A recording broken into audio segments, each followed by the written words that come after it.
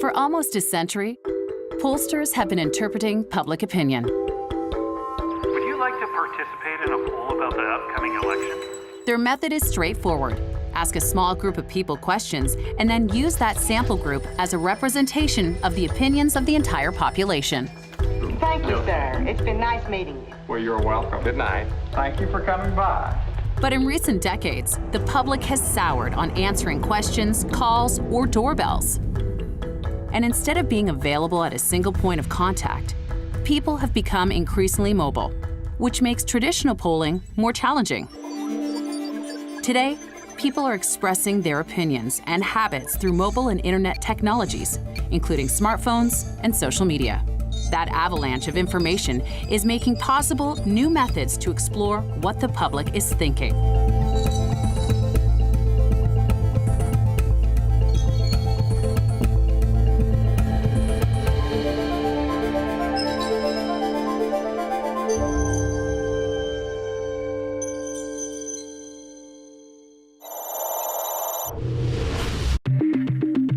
Today, data is available everywhere. Credit card information, loyalty card information, demographic information, and community organization information. Think about the things you sign up for. Think about the events you go to. And when you click that little box that says, I have read and agreed to the terms of service, that is contractual. Several screens of stuff that you didn't read, nobody ever reads it, it wouldn't really matter if you read it anyway. So that means we've got information from all over the place. And that's actually what makes it quite valuable. Many people give Google their email data via Gmail, their video data via YouTube, their physical location via Google Maps. So when you connect all that data together, it's remarkable the intimate picture it paints of the individual, which I actually think eclipses our own memory, and that we forget all the places we go to. The challenge is knowing how to extract meaningful information from what looks like random noise. That's where applied artificial intelligence, known as AI, presents both promise and risk. While dystopian science fiction dreams up worlds where machines rule over humans, AI is more commonly understood by its engineers as the ability of a machine to learn and think. They consider it a human-guided tool that learns by digesting massive volumes of data, like social media, and then identifying patterns in the noise. What if there was an AI that could use those patterns to predict how humans would behave in the future, like predicting the outcome of an election? The campaign for the next Canadian federal election has just kicked off. While Prime Minister Justin Trudeau's Liberal Party copes with a justice scandal and the ouster of 2 ministers, the Conservatives, New Democrats, and Bloc Québécois all have new and untested leaders. Despite a tight 6-week campaign, the parties are slow to outline their platforms. It's unclear if voters will make their choices based on the issues, the party, or the leader. In Canada's capital, Ottawa, a small startup is using AI to predict the upcoming election. People are calling this the Seinfeld election. Really? Because it's about nothing, quote unquote. Yeah. Although that's happens like every I think election. that's the opposite. To be honest with you, I feel like what people said to me is this is like the first one where they're actually looking at the policies and not the leaders. The 2 front runners, they mean nothing to me. Yeah. Like, it's really about who do I think is going to do the best job for the economy, for the environment, and I heard a lot of people. Obviously, the economy is always the top for everybody, but who has the best policies? Physicist Kenton White and accountant Aaron Kelly co-founded Advanced Symbolics, or ASI, in 2015. The market research company uses public data and AI to forecast consumer attitudes. In the era of Cambridge Analytica and all that, people think it's some sort of voodoo science, like we have a shaman making things happen. I want people to understand that this is just math and it's science like anything else, and it's probabilistic. It's statistics just like it's always been, except it's being done by Poly instead of by phone operators. They can use a similar approach to predict political opinions. Before be kind of hard to get information about millions and millions of people and apply statistical physics to it. But now I've got Facebook, now I've got Twitter. How do I use that? Though they don't work for either political parties or news outlets, Kelly and White saw the election prediction game as a way to promote their research method. Think about when we do traditional market research, how many times we interfere with the subject, with people, as we're studying them.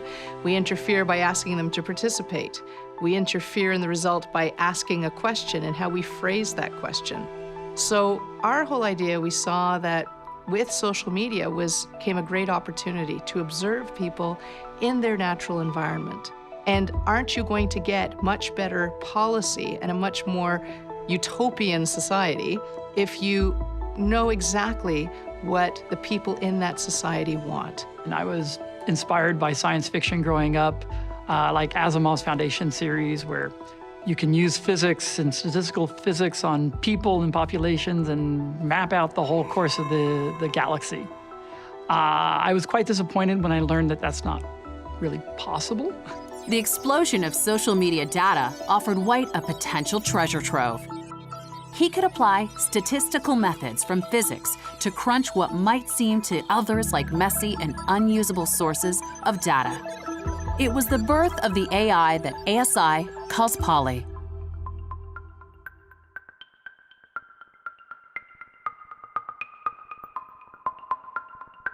Polly, it was short for politics, so we just happened to call her, we're gonna call her Polly. We didn't put any thought into it except politics. You know, Polly is made up of a number of different parts. Little programs that are crawling the web and collecting information. Those programs, called algorithms, are a set of instructions to perform a specific task. You've got an algorithm to say, when do you pick someone and when do you don't? Little algorithms that analyze that person and come up with, do I think the person's male or female, or rich or poor, or young or old, or black or white. Algorithms that allow us to find people that are talking about the topic we want to measure. If I showed you any one of these algorithms and how it worked, chances are you'd say, that's pretty simple. It's when you take dozens and dozens and put all these things together that something more complex emerges. She's using more data than me or you or pretty much anyone here could understand in a lifetime. But what is it that makes Polly intelligent? And notice I didn't say sentient, I said intelligent, right? So she is intelligent because she can grasp concepts, mathematical concepts, and see patterns in people that we can't see ourselves. But that description makes critics of AI uneasy. The AI's method comes across as a black box to outsiders, which leaves non-AI experts at a disadvantage to challenge the AI's inner workings or its conclusions. In the face of skeptics, ASI saw the Brexit referendum in June 2016 as a way to test their algorithm.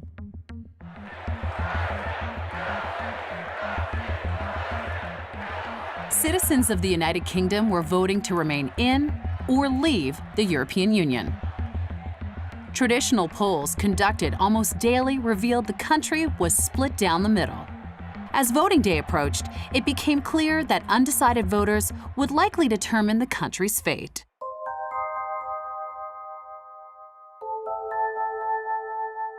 Meanwhile, Polly was sifting through UK Twitter data to predict users' opinions without contacting them directly.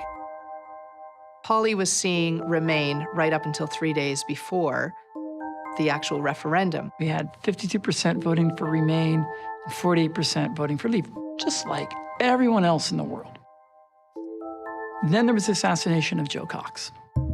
Labour Party MP Jo Cox, who had been campaigning for Remain, was shot and killed by a far-right extremist on June 16, 2016. 3 days before the referendum, we wake up, we check in with Polly, and suddenly Britain is going to exit the EU. That was different from what she had been saying every other day of the week. and throughout this campaign. I was worried because an assassination is a black swan event. Black swan event is a rare event, one that my AI has never seen before. In none of the elections that I had trained her on had there been an assassination. Assassinations are rare. So we told her, ignore the assassination of Joe Cox. What is the result? Remain. So we tested again. Joe Cox is assassinated. Exit. So what had changed? What was she seeing that everyone else in the world was missing? The British pound plunged to a 30-year low, and world stock markets convulsed on the news that the majority of UK voters want out of the European Union, the second largest economy in the world. Polly observes things that we wouldn't even think to observe. We didn't ask her to observe these things. Well, we started going through, David Cameron had done many press conferences during that time, and there was one line, it's something he had said. It's right that we're suspending campaigning activity in this referendum, and everyone's thoughts will be with Jo's family and with her constituents at this terrible time.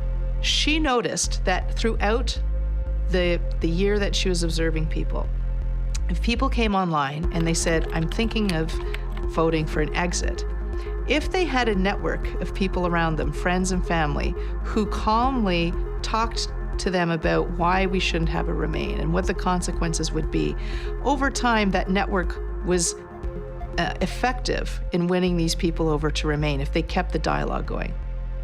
But once people weren't talking anymore, a certain percentage of those undecided people would then go exit based on what she had noticed in the past. So she applied that algorithm, like she got it bang on. To better understand Polly's method, it's helpful to look at what she shares with traditional polling.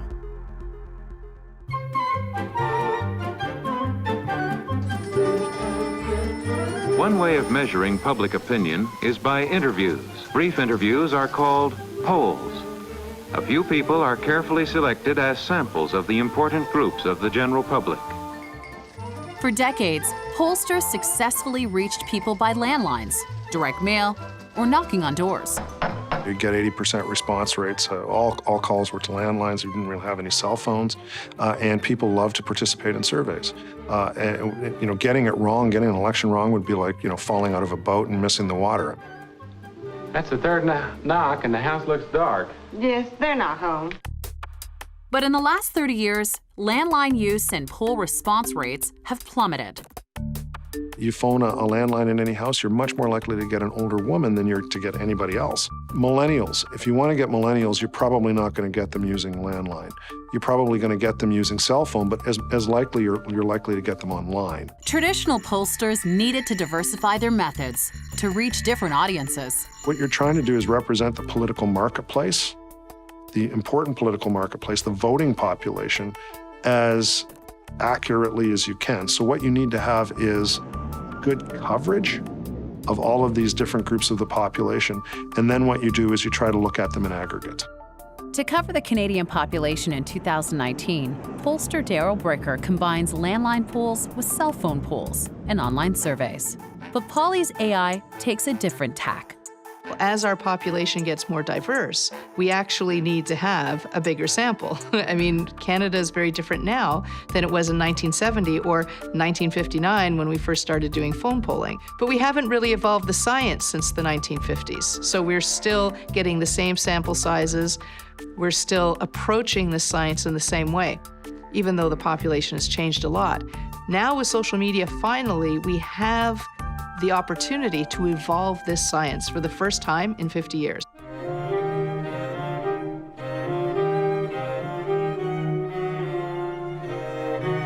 Traditional polling has struck out on several recent election predictions. We're going to win the White House. We're going to take it back.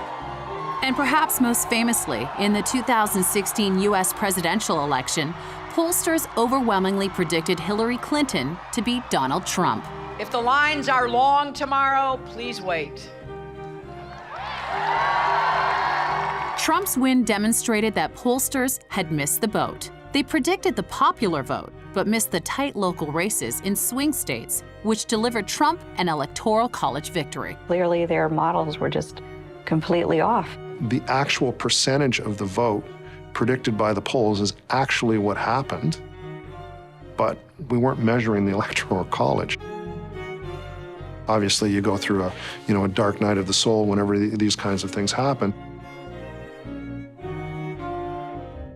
While it's too expensive and inefficient to poll each riding regularly by traditional methods, social media's huge scale makes that possible with AI. Talking about politics on social media, or all your opinions on social media, is now kind of the norm. Like, that's become a normal way to communicate, in the same way that people used to have, I think, long conversations on the phone frequently, too. Now, of course, back in the day, you couldn't just tap people's phones. You had to call up and ask them about opinions. But now, the thing about social media that's interesting is when people are communicating their opinions on social media, often they're doing it in a form that is public, and that allows us to see what they're saying and to then derive their opinions from that. But not all social media platforms have data that are relevant to white. We use a sample for data source depending on the problem that we want to look at. We have found that for elections, we get the strongest signal from Twitter.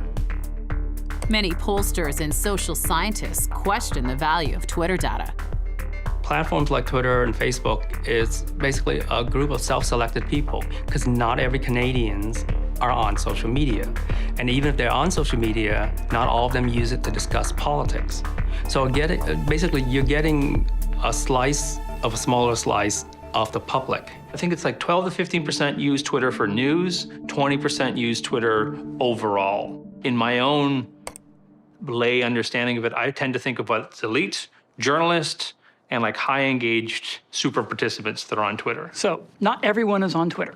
Let's take the low number, 17%. That is still a whole lot bigger than the current 9% or less that you get on dials. 17% of a country of 36 million is about 7 million people that we have access to. White thinks that an AI can sift through the large but typically young and urban user base of Twitter in Canada, and nonetheless make forecasts that are representative of the entire population. Less than 3 weeks to go until Election Day, and I know at some point your artificial intelligence polling system comes to a conclusion about what you think is going to happen on the 21st of October. Too early still, I presume. It's too early. What bodes well for Mr. Trudeau is that the Liberals have consistently, since the start of this campaign, been in first place. First place in the popular vote, or total vote, I guess, as we call it in Canada, or seat count? Seat count. So Okay. that's the difference. Okay, good. We're doing each individual riding. So, and that's, as we saw in the Ontario election, it makes a big difference. Just because you're leading in the total vote count in the polls doesn't mean you're going to win. Exactly. Because vote efficiency Yes. is where it's at in a first past the post system. That's right. If you talk to most people that work with data from lots of people, they will say, I want to collect everything I can. Everything everyone is saying on Facebook and Twitter and Reddit, and look at it all. Most critics assume ASI must draw on what is called the Twitter fire hose. If so, White would need a way to filter the huge volume of real-time data and collect only the data useful to predict elections. Given the magnitude of the challenge, critics dispute White's optimistic claims. Now, if all I did was tap into that fire hose, pull in that stream of data, you're going to get a very skewed, distorted view. That's why we don't count tweets, we count people. Our big idea is what the pollsters have been doing works. That's the secret sauce. We make really, really good samples of people. In other words, rather than trying to clean up the Twitter fire hose, White claims that he has found a way to bypass it. Before Polly collects any actual data, Polly first builds a representative sample, just like pollsters. Those who say that you can look at social media and get a representation of what's happening at the riding level, it's an interesting concept. We're certainly exploring it ourselves. Would I bet the farm tomorrow on being able to do an election in which I predict every single riding correctly based on social media? No. First of all, tracing people back to their ridings, difficult.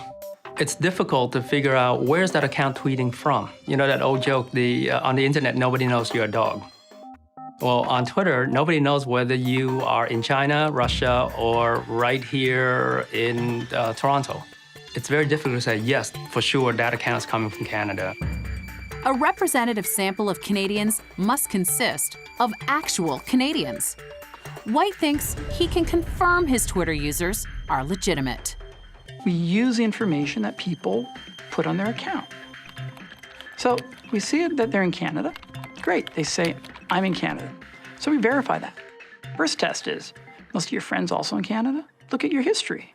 Look at what you're talking about. If you're a Canadian, probably talking a little bit about maybe hockey or other Canadian things. Maybe you're talking about the cold weather. For pollsters, a sample is representative and random only when every member has an equal chance of appearing in the sample. Imagine that you had a whole big bowl of jelly beans, and there was red ones and blue ones and green ones and yellow ones. You don't need to count every single jelly bean to figure out that there's red ones, green ones, yellow ones, whatever the colors were I said.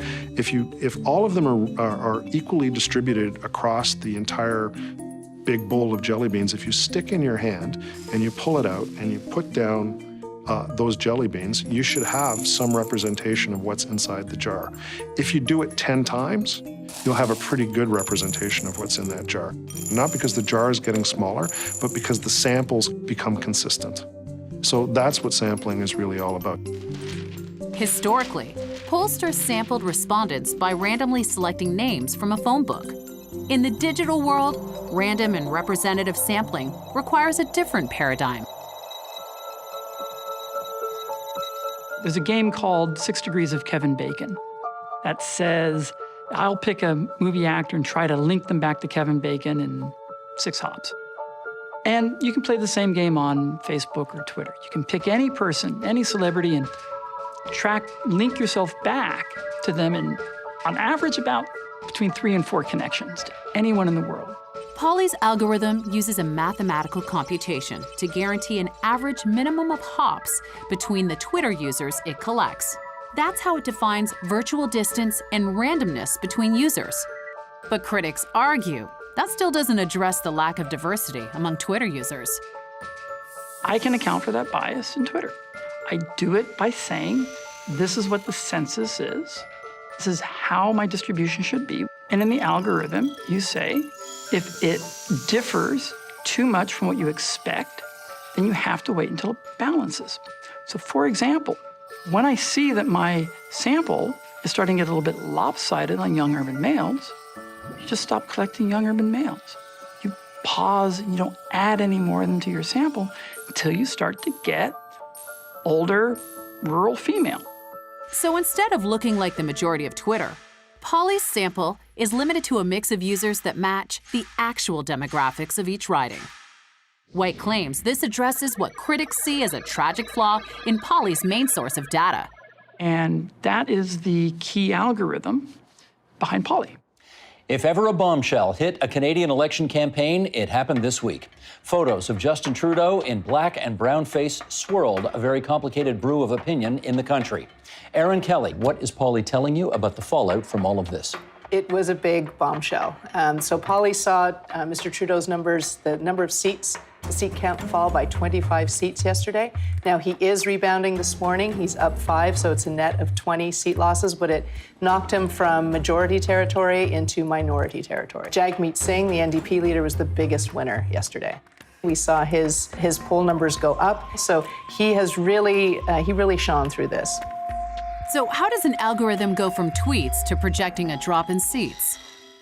What does a tweet actually mean? And what does it mean when we're tweeting? We know people are making jokes on the internet, they're ironic, people are sharing more images, and that creates challenges, harder to interpret. Memes, which are these shorthand graphics, they're often pop culture references.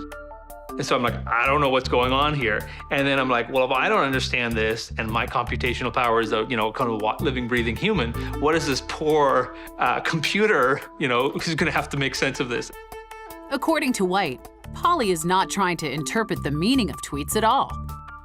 So my first few forays into election forecasting, I ran the experiments. And consistently, what I found was just the plain old mentions outperformed the positive or negative sentiment every time. Polly tracks the percentage of users in the sample who mention each federal party. Then the AI compares those results to historical opinion patterns. The day after the blackface story broke, mentions of the Liberal Party spiked in relation to the others. Without understanding the meaning of these tweets, Polly interprets these changes in mentions as a drop in projected seats for the Liberals.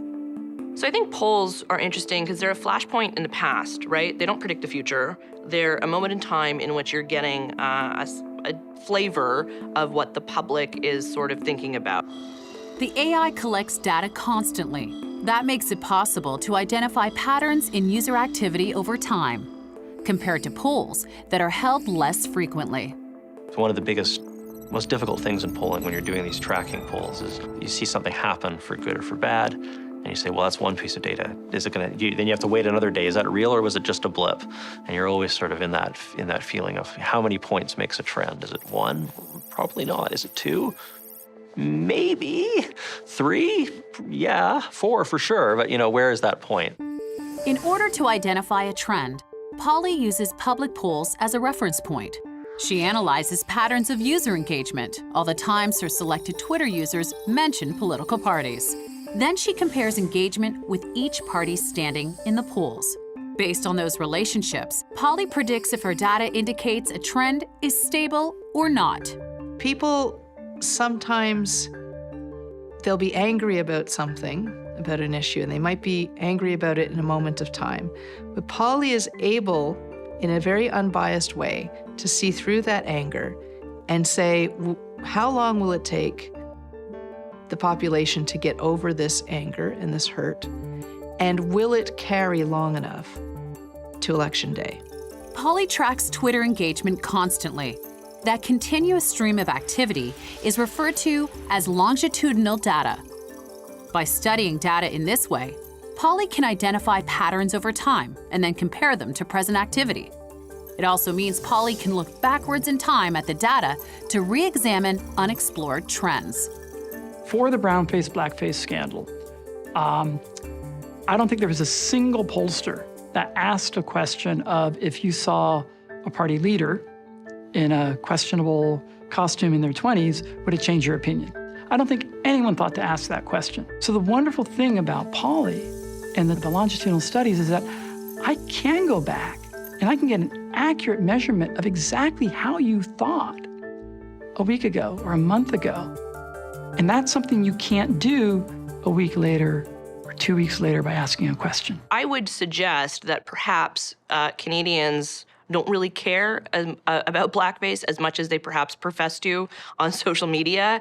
There was a lot of outrage, and I would even call it performative outrage on social media in particular, of being like, oh my God, I can't believe this. And it's like, really, you can't believe this? You can't believe that a rich white guy from Quebec would have donned blackface at a ritzy private school that had a party themed Arabian Nights? The party in and of itself without the blackface was racist.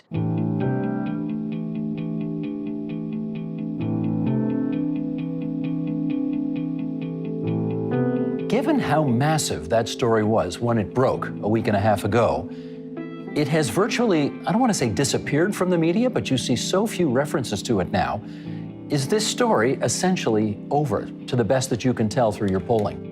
Yeah, I think to keep bringing it up, for the other parties to keep bringing it up would be beating a dead horse at this point. I think he is recovering, and I think the slower recovery might be due to a mix of issues and not just blackface. Jagmeet Singh really impressed a lot of people with his initial statements after the blackface scandal broke. That goodwill is done now, so... done as in gone? Well, he's up 2 seats from before blackface, but that's down from having been up 9 before, so it's starting to peter out. Well, phrases like artificial intelligence and machine learning are sometimes used in different ways to mean different sort of magical things about computers that think the way humans do. The modern meaning pretty much is just these very sophisticated and very flexible algorithms which allow us to process very large amounts of data with very complicated relationships between them, and have very flexible models which will allow the computer to sort of figure out unlikely relationships. Why is she AI? Why is she not just statistics or a collection of code? The difference is that she's able to do this mostly on her own. I don't have to go in and write a rule and say, now, Polly, when you see this, do this. She's able to figure things out on her own. Polly's ability to learn is the basis for how she predicts future voting outcomes. The key to machine learning is a process known as training a statistical model. So when we talk about training a model, we mean we have some data where we already know the answer. So maybe it's how people voted in the last election, or maybe it's how many people did or didn't buy guns, but we already know the answer, and then we use that to draw inference to say, okay, it seems like men who live here are more likely to vote for that person, or men who subscribe to this magazine are more likely to buy a gun. And we learn those relationships, and we say, let's see if we can use our model that was trained on the previous data to try to predict what's going to happen next.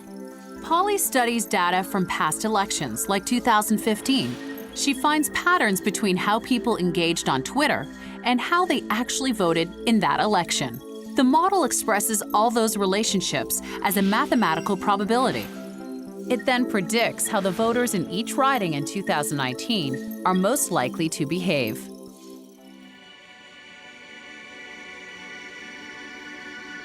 We start with, let's say I'm trying to explain, how the liquid in this cup works, right? I start with a bunch of water molecules. I have, I don't know, billions, trillions, gazillions, don't quote me on that. A lot of water molecules, and in physics we know how they kind of work, the water molecules, they bounce off each other.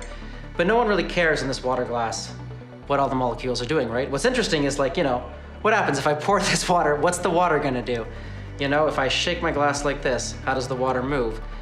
And you're able to figure out those things in physics because, even though there's a gajillion water molecules, we have these theories that says when there's enough water molecules, we can statistically figure out how they're gonna all move together to get kind of one description of how this big macroscopic system, the water in this glass is actually working. And public opinion's basically the same thing, right? We have lots and lots of people. They each have their own opinions, and actually predicting the opinion of any one person's pretty tricky, right? People are really chaotic. They change their opinion because of this and that.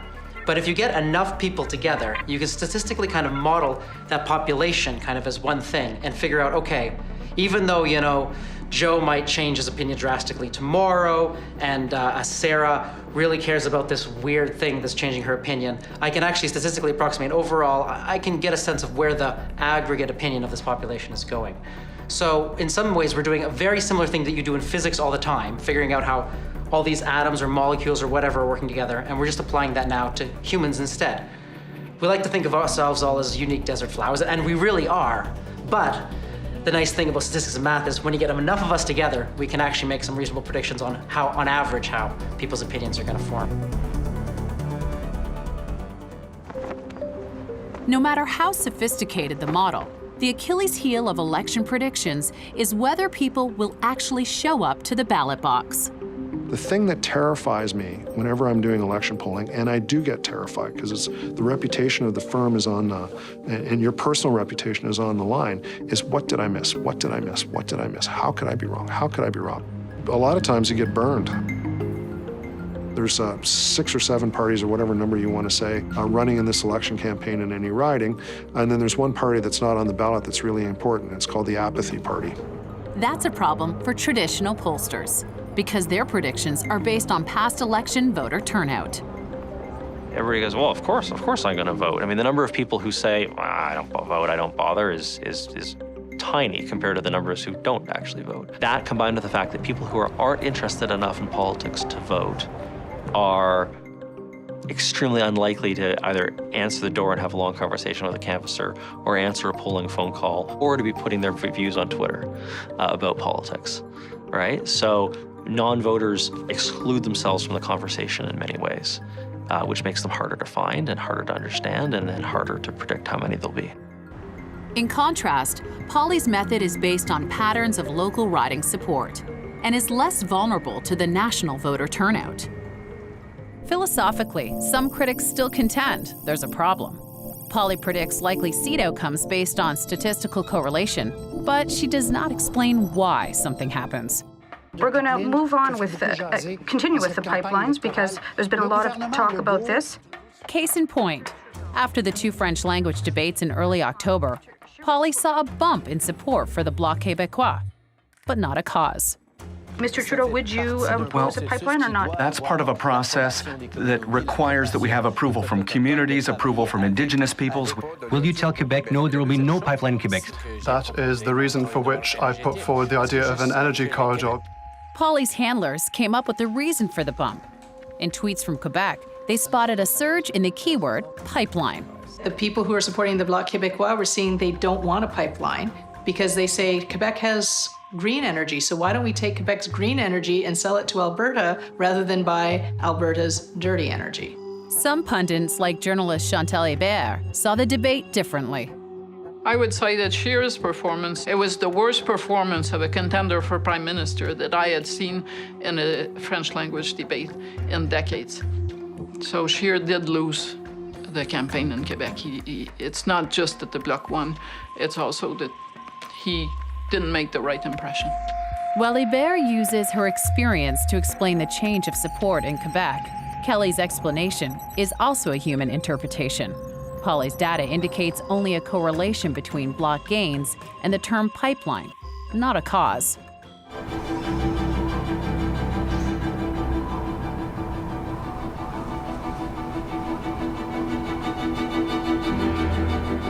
So today is Friday, October 18th. It's 3 days before the election, so it's a Friday. The election's Monday. Going on air in half an hour, we ran the numbers again because the last press release we sent out was yesterday. We said it's going to be a Liberal minority government with a probability of 66%. And this morning, Polly is saying it's a probability of 77%. Now, Polly gets more confident every day as people come closer to making a final decision. I worry every time when I go on the air that when I say this is what Polly is seeing, that I will affect the outcome, that people will change their votes based on the latest information. I think we do see evidence of that. Even before Polly came along, social scientists were posing the question, does publishing poll results during a campaign reflect opinion, or actually shape it? Some say the greater scale of AI makes this question even more pressing. I think AI tests the myths of neutrality when it comes to the political process, both the neutrality of journalists, but also the neutrality of pollsters. On the one hand, parties use polls and use technology to try to decide what they're going to do, but the media uses polls and predictions to try to get a sense of what's happening. And it's a feedback loop, right? It doesn't matter whether you're inside the process or outside the process. The perception of the future determines the future. So if the media starts saying that the NDP doesn't have a chance, the NDP will start thinking it doesn't have a chance. So it really gets into the influence that predictions have on how we treat the future. And I think in that regard, it doesn't matter whether it's the party, whether it's the media, whether it's an individual polling firm. Putting these predictions out into the public influences the public and therefore influences the outcome. Decision Day is Monday. Most polls show a virtual tie between the Liberals and the Conservatives. Does Polly, the artificial intelligence algorithm, have a more definitive view of what's to come? You have no idea how many people this week have come up to me and said, what's Polly saying? What's Polly saying? You're wearing red for a reason. Yes. You're wearing red for a reason. Yes, I chose these colors on purpose because what Polly is telling us is that it's going to be a Liberal government. A Liberal minority government? A Liberal minority government. Does that mean you are ready to conclusively call this election? Well, it's interesting, right? 77%, it's strong. It's not as strong as we'd like to see it. It's not as strong as it was at this point in 2015, where we were able to call the election a month ahead of time. The electorate is much less decided this time around. There at the bottom of the graph, a considerable number of ridings that are still more than 20. in contention. Yeah. More than 20 ridings still undecided in the province. I do feel obliged to point this out that in the last national election in the United States, you know, all those trackers were saying that Hillary Clinton had an 80% chance of winning the election, and she did not. At 80. Mm-hmm. You've got the Liberals at 77. Right. This ain't over, I presume. No, it's not. The difference between sort of the Hillary and this was that we're counting each individual seat. So we're seeing at the popular vote level, the Liberals and the Conservatives are actually tied nationally. But it's when you get down to the seats that it starts to get interesting, that you see the divide here because of our system. How that popular vote translates into seat by seat by seat by seat. Obviously, that's what matters here.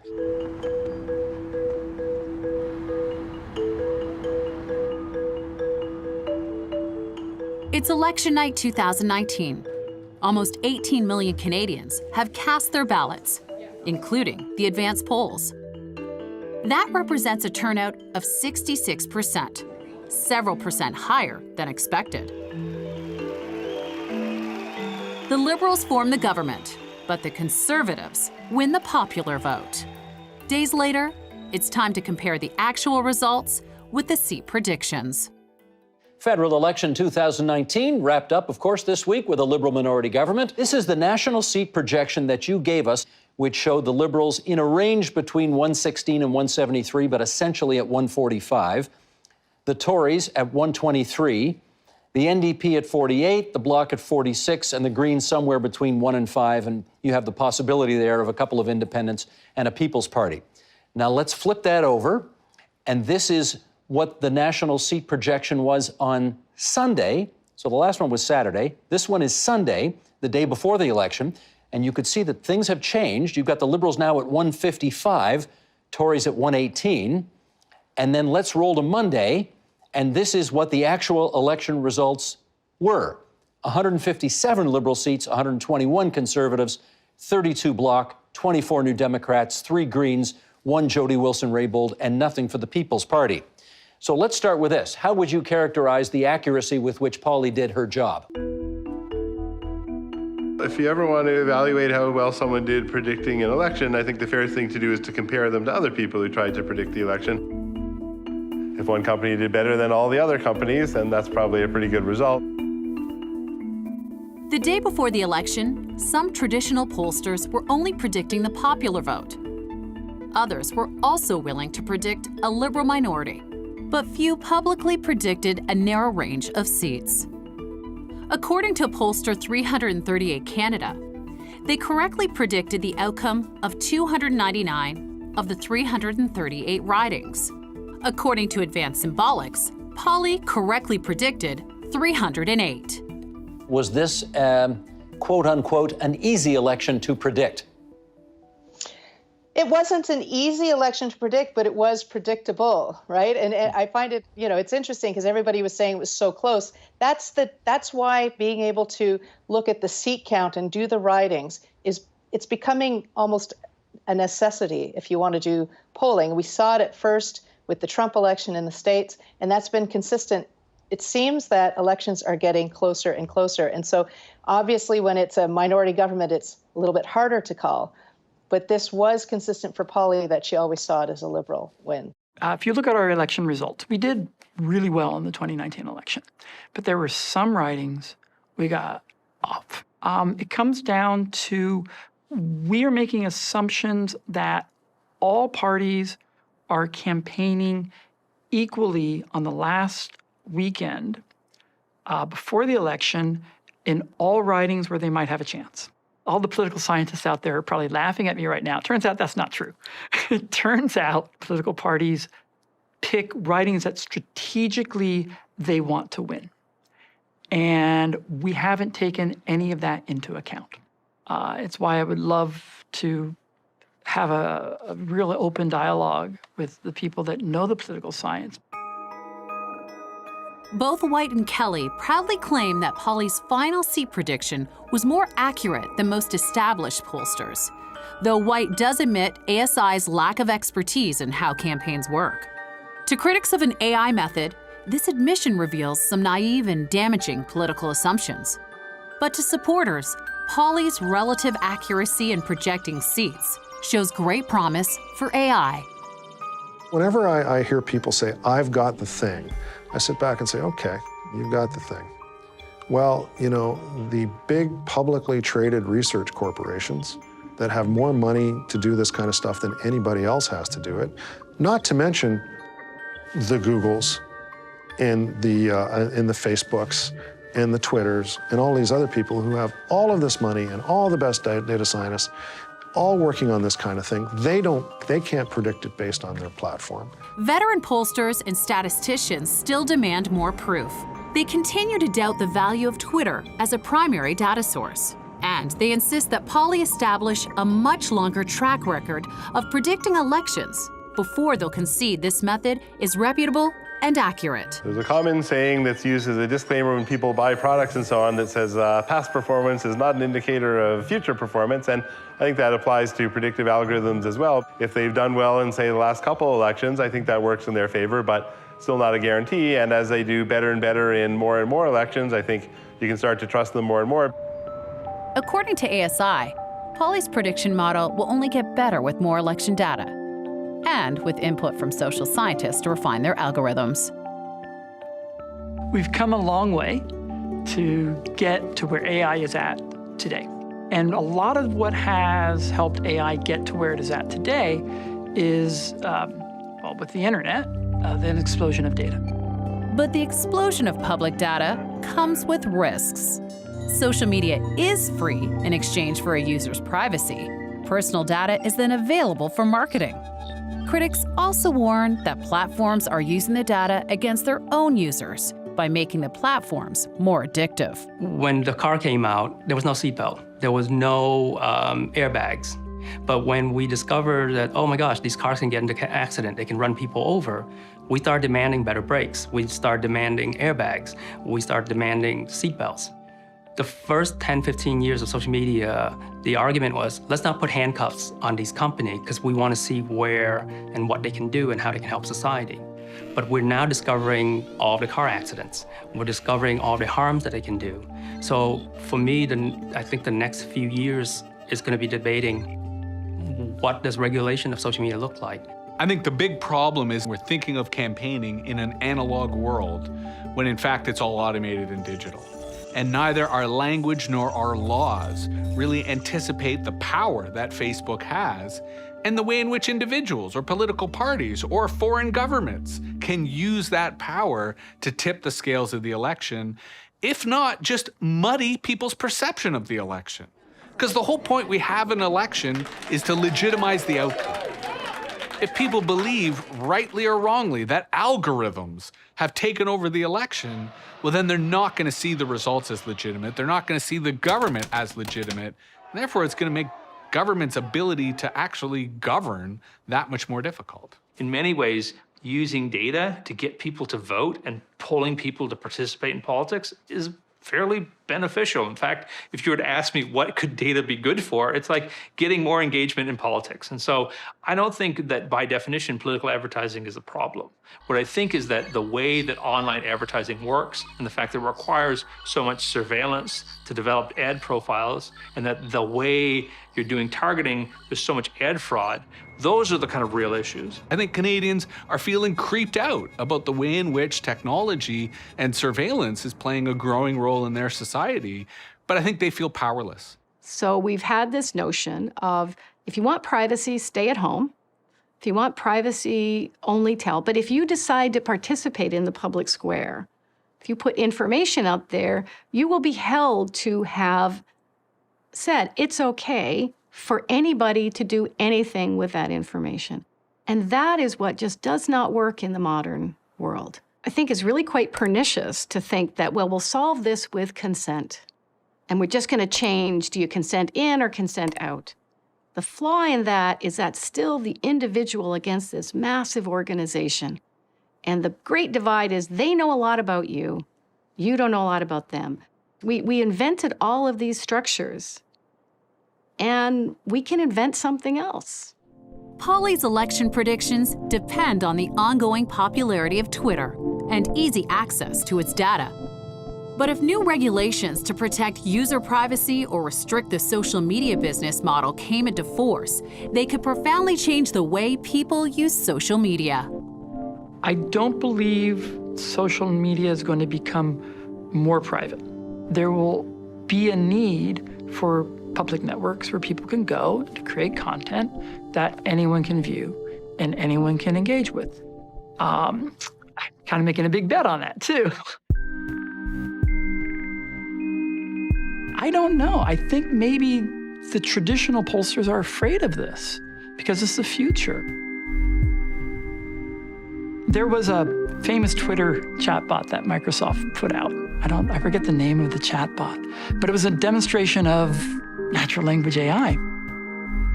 And it was a really, really sophisticated AI, just wonderful. And a lot of people got wind of this little chatbot Twitter account, and they started saying, what could we do to teach this AI to be the most offensive, repugnant Twitter account on the planet? And they succeeded. This little AI became a horribly racist, xenophobic, and so Microsoft had to shut it down. Is that the AI's fault? Why do we as people feel the need to be that miserable and that mean and that bad to, to us, and show that example to the machines?